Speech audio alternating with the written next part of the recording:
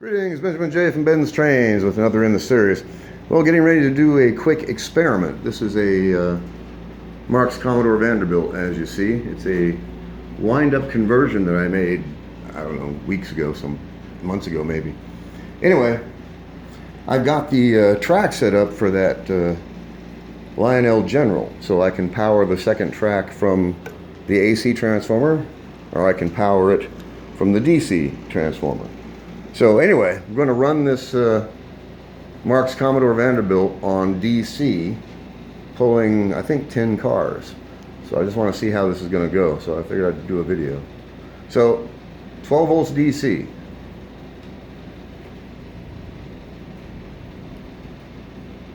And it's not even moving.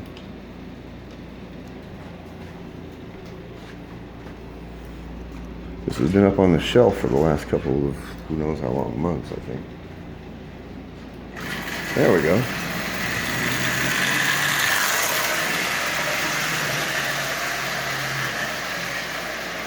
Okay, I had to turn it down. Here's full on 12 volts DC.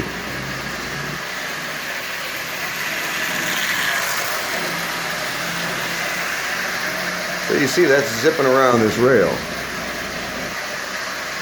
So this is how it would run on a car battery.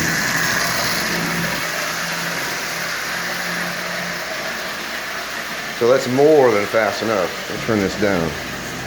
Anyway, that's a Commodore Vanderbilt running on DC. As you see, it runs really well on DC. And fully controllable. You see how slow you can run it. See how much differently it runs on DC? It sounds different.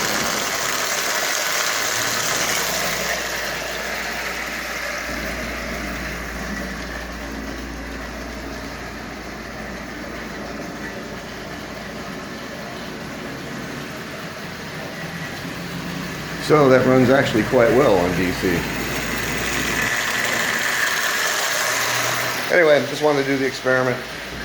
That motor is actually out of a, probably a 400, very likely. Anyway, I just dropped it into this wind-up shell, and you have an instant Commodore Vanderbilt. Anyway, I just wanted to do a quick experiment with running it on DC. As always, if you have any questions, feel free to drop me an email, BENZTRAINZ@gmail.com. And as always, thank you for watching.